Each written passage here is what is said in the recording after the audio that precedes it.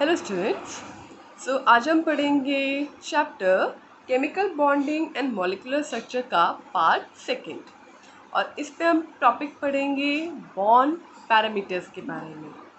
सबसे पहला है बॉन्ड लेंथ। अब जो बॉन्ड लेंथ होती है उसकी डेफिनेशन पहले पढ़ लेते हैं और फिर मैं आपको समझाती हूँ कि आखिर ये होता क्या है। It is an equilibrium distance between nuclei of two bonded atoms in a molecule. मतलब आपके पास दो एटम्स हैं और ये दोनों बॉन्डेड हैं, जैसे कि H2 हो गया, Cl2 हो गया। ये दोनों जो एटम्स हैं H के H2 के अंदर ये सारे बॉन्डेड हैं। Cl2 में दोनों Cl बॉन्डेड दोनों जो Cl एटम्स हैं वो बॉन्डेड हैं।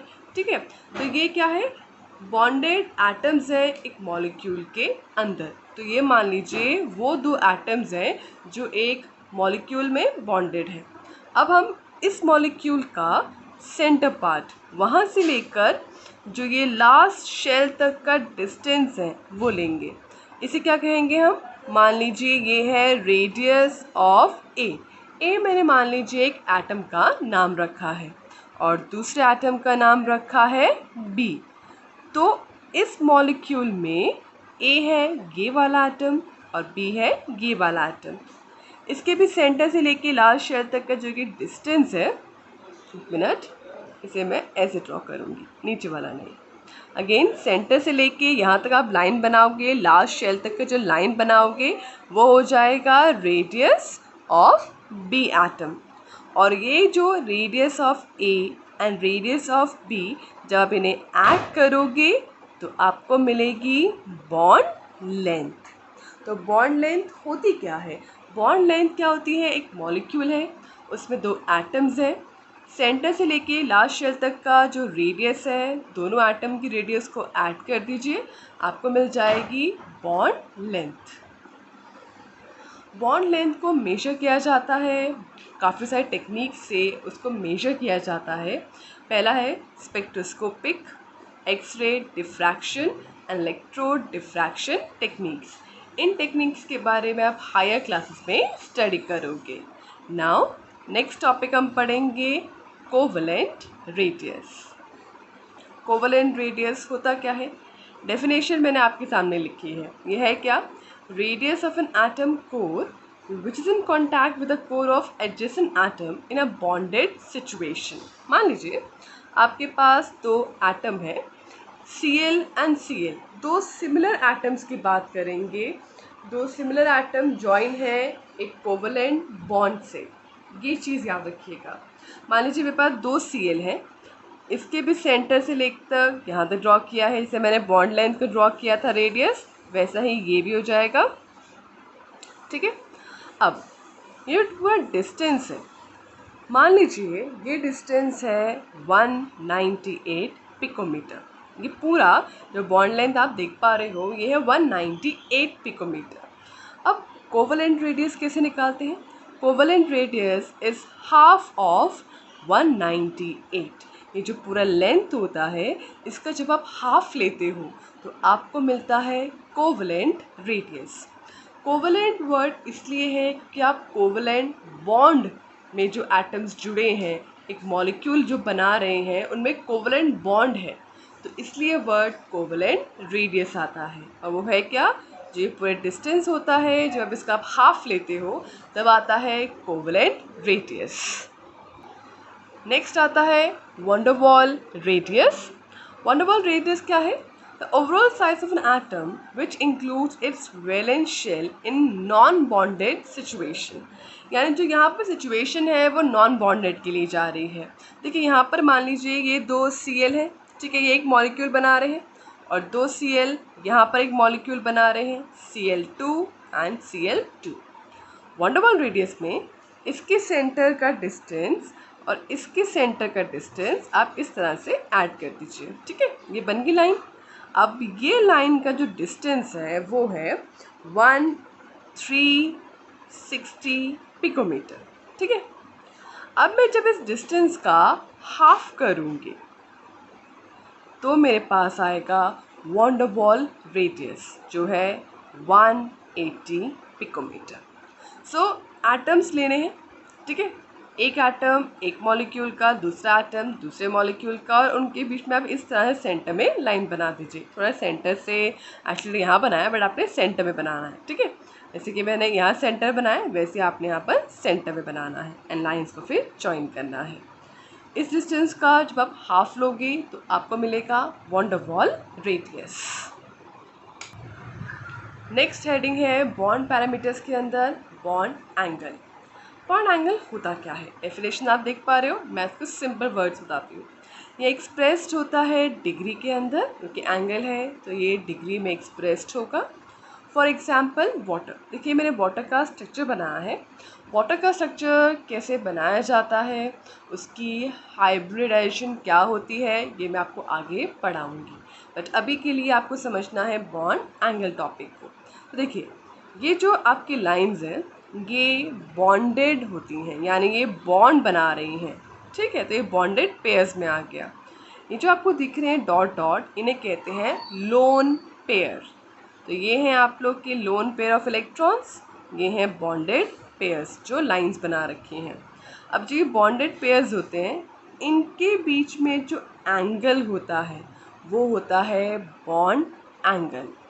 ये बॉन्ड एंगल बहुत सारी चीज़ों को एक्सप्रेस करता है। ये बताता है, एक आइडिया देता है कि किस तरह से ऑर्बिटल डिस्ट्रीब्यूट होंगे एक सेंट्रल एटम के आसपास, और उसकी मदद से उसके शेप के बारे में पता लगाया जा सकता है।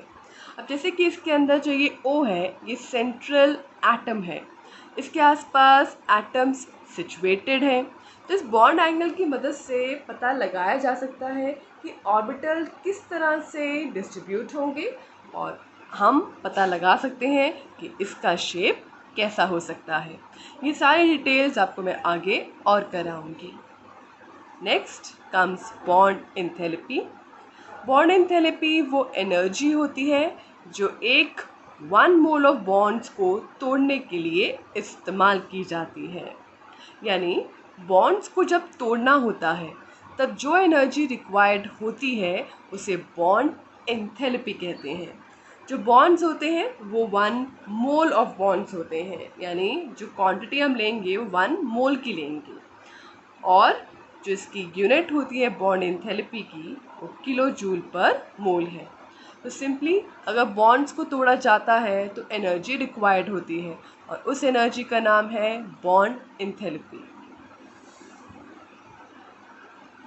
जितनी ज़्यादा बॉन्ड डिसोसिएशन एंथैल्पी होगी उतनी ही ज़्यादा बॉन्ड स्ट्रॉन्ग होंगे।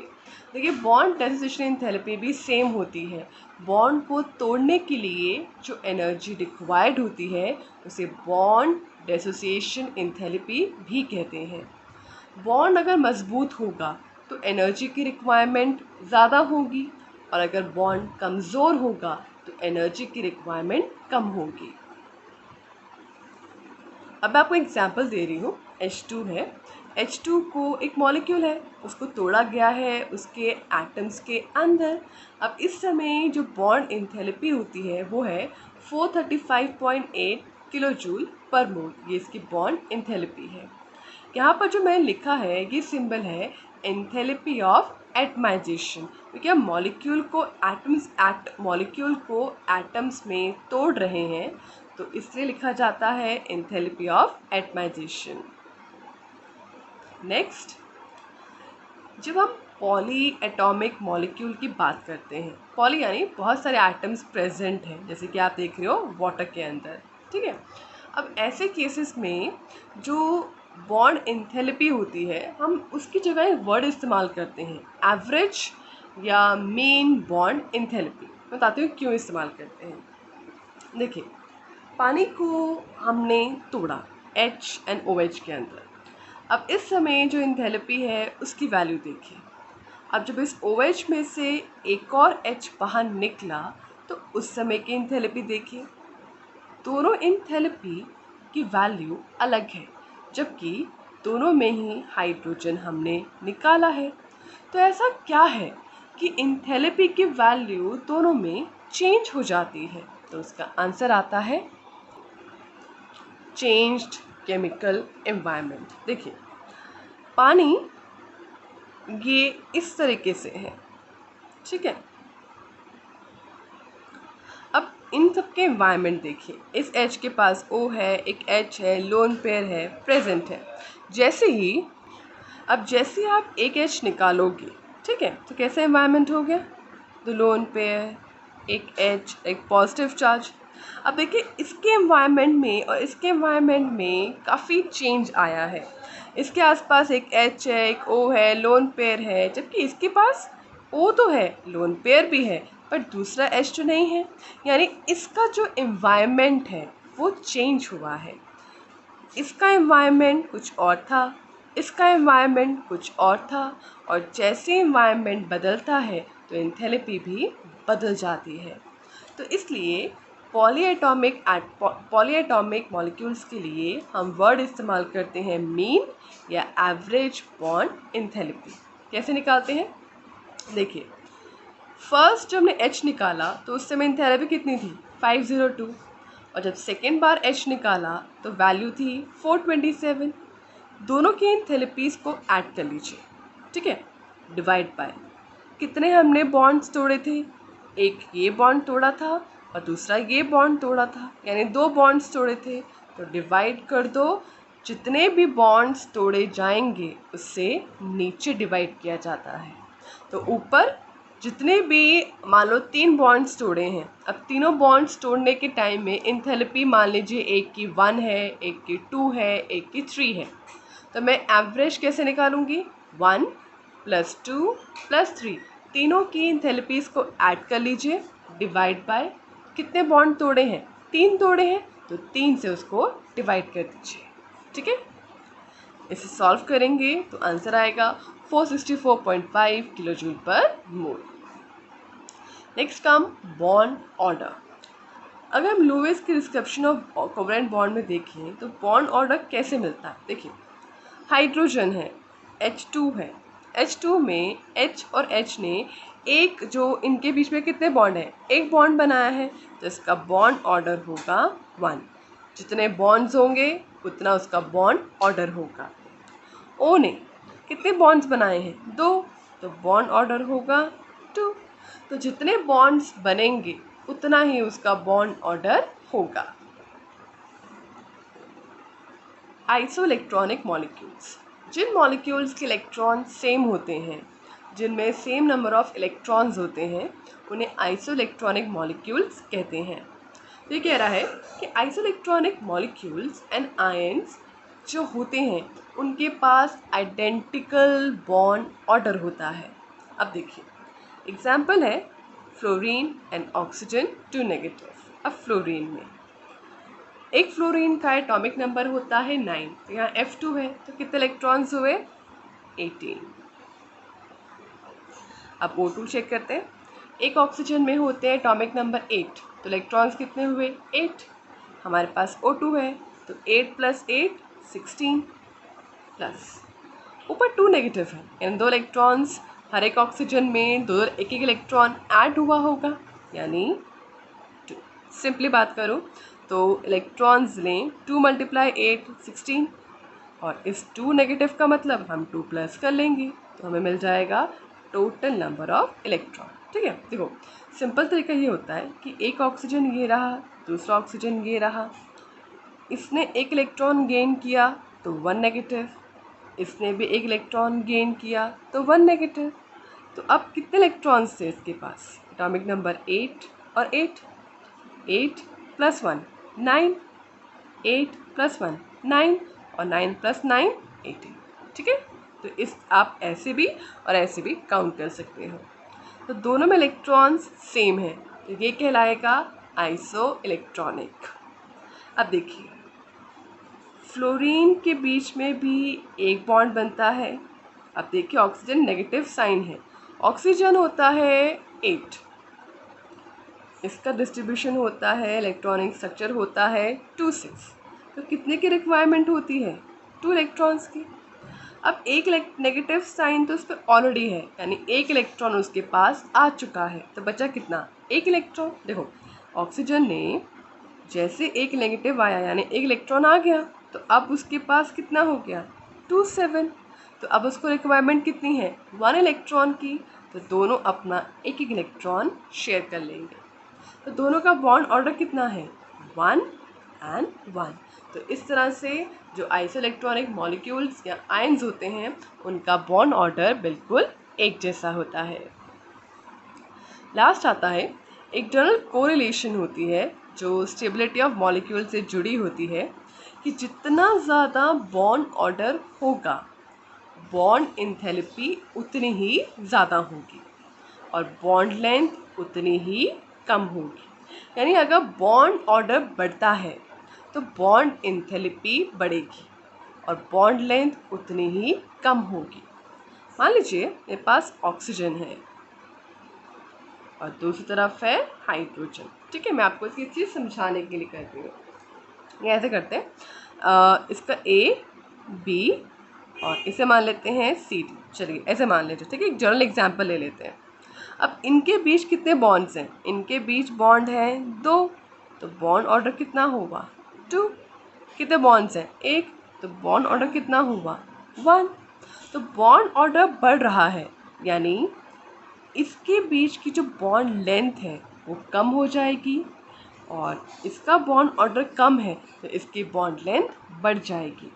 यानी इस बॉन्ड को तोड़ने में मुझे ज़्यादा एनर्जी लगानी पड़ेगी, यानी बॉन्ड एंथैल्पी होगी ज़्यादा। तो जितना ज़्यादा बॉन्ड ऑर्डर होगा उसकी उतनी ही ज़्यादा बॉन्ड की स्ट्रेंथ बढ़ेगी, उसकी बॉन्ड एंथैल्पी उतनी ज़्यादा होगी और बॉन्ड लेंथ यानी उसकी जो लंबाई होगी बॉन्ड्स की वो हो जाएगी कम, जो बॉन्ड लेंथ है वो हो जाएगी कम। इसके बाद मैं आपको नेक्स्ट वीडियो में रेजोनेंस, पोलैरिटी ऑफ बॉन्ड्स ये कराऊंगी।